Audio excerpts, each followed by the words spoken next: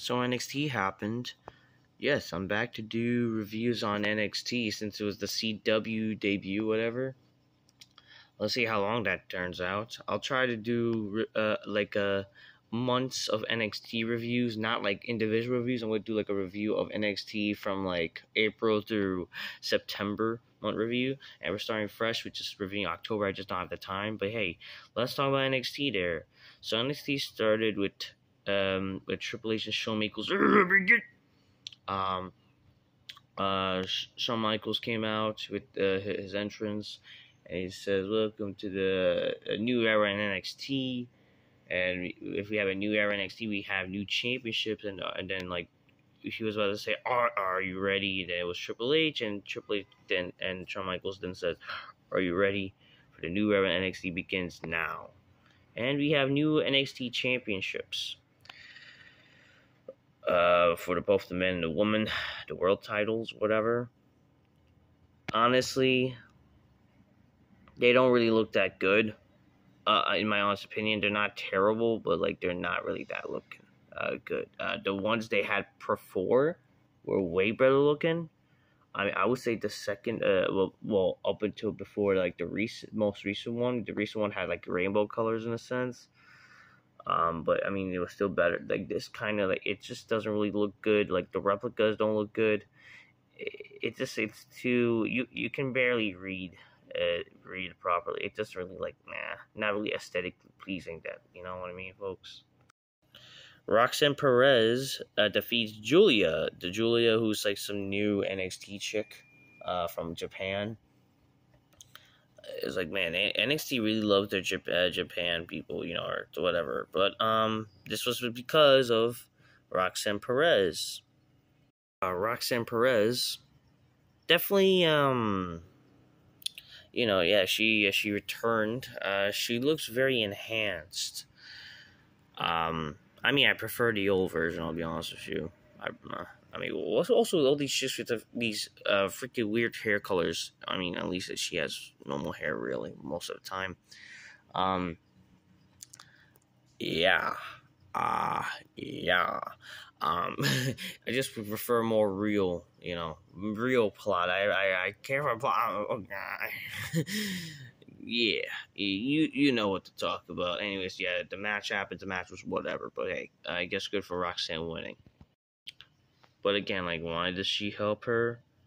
And the explanation is because, like, oh, we like the new attitudes and we learned that we need each other more type of shit. Okay. Oh, yeah, how can I forget the new theme of NXT? Really? Rap? Really? Really? I don't know. Maybe it's better than Megan Thee Stallion, but it's like, come on here. Like, why are we having these shitty rap songs? Like, come on here. It's not about hating rap. It doesn't match like, you know, it just doesn't match. It doesn't match what wrestling is, you know. We see Nathan Frazier and Axiom play 2K24. A lot of wrestlers been playing video games, huh? They're either trying to push like people buying the game or something, but whatever. They discussed their match. They're preparing for Austin and Grayson Waller. I don't know. Apparently, they're preparing by playing video games or whatever. But it's like whatever. Who cares? We see CM Punk talks to Brian Pillman Jr. He said that, or like saying, like, out of respect, he talked to him and then gives some advice or whatever. But like, I don't know. But then we see Lexis King takes it well or whatever, like to listen or whatever. Okay. Then we see, we see CM Punk to Ava. That's all too nice to me. Ava needs to be right down the middle, and he made a promise that we spoken to men, and the winner match would be deserved to be NXT champion. Yeah, it would have been kind of cool to see McIntyre show up on the show, try to do some shenanigans, try to help build to the match more. You know what I mean? But now that didn't happen really. We get the street fight. Wesley defeats Zach Weeze or whatever. I think the Zachary guy, He missed the table, but he hit the table but didn't break.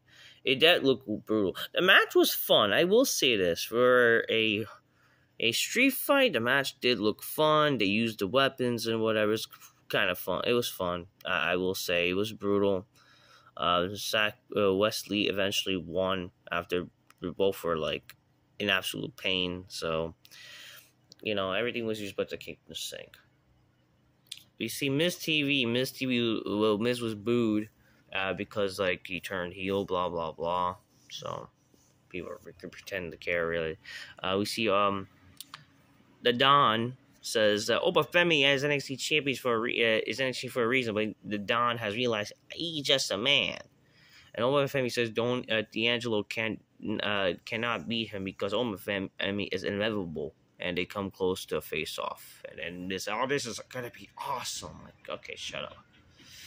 Yeah, Roxanne walks up to Cora Jade's backstage and asks why she attacked Giulia, and Cora says she likes the person Roxanne has become, and they have a common enemy, and they will bring it back together. Like, okay, whatever.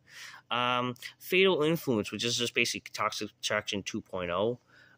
They defeated Lola Vice and some chick named Jada Parker, but then after the match, what's her name? This girl, Kiali Jordan, who's the NXT Women's Champion, because they have a mid-card champ for the title for the ladies for some reason, even though like there's so many titles and the women don't really need it.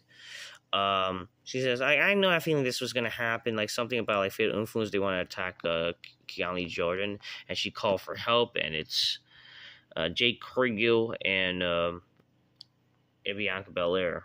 So they showed up and helped her out, and next week they're gonna have a 6-man tag or women's tag. We see who's this guy? I don't even know. Giovanni Evans. He says like, I'm gonna look into my, this is gonna be my style making, man. Randy was my guy. Randy was my hero, and I'm gonna prove I can go. And then Orton says like, I really want to go with Javon Evans, even though there's no story. Like, what's the story? I want to go with John Evans, see if he can beat the next Randy Orton, but I would just want to really hit with RKO. Like, really? I will say this shot was pretty cool though. CM Punk's ready to be the referee. A vignette for whatever this shit is. I don't know what this is supposed to be, nor do I care. And the main event, Trick Williams defeats Ethan Page to become the new NXT champion. And apparently Punk hits Page with the go to sleep. When I was watching, I was actually, so I did try watching most of the show. I was on my way to the gym though towards the main event, but I did try to watch on my phone. But while I see on the phone, they basically got cut off with Punk hitting the go to sleep. That got cut off, so it looks like they didn't have enough timing. So they gotta really work on their timing, really. But yeah, they had a big celebration. Trick Williams won. Good for Trick. Yeah, but I mean, I didn't really care for the match, though. You know what I mean? I don't really care for Ethan Page, but hey, the match, at least Trick won. Trick got something to offer.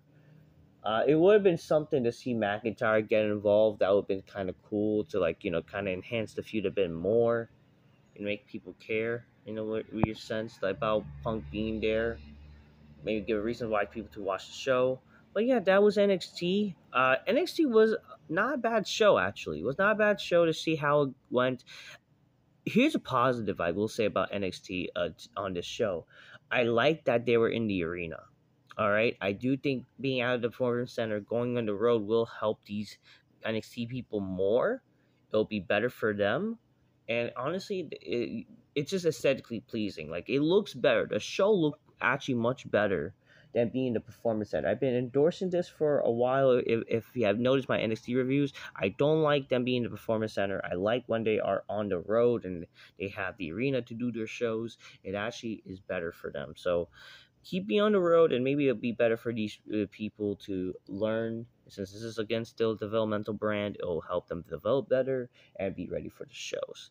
I do like that they're going to be on the road. Till next time, peace, yeah, bye, and not a bad show.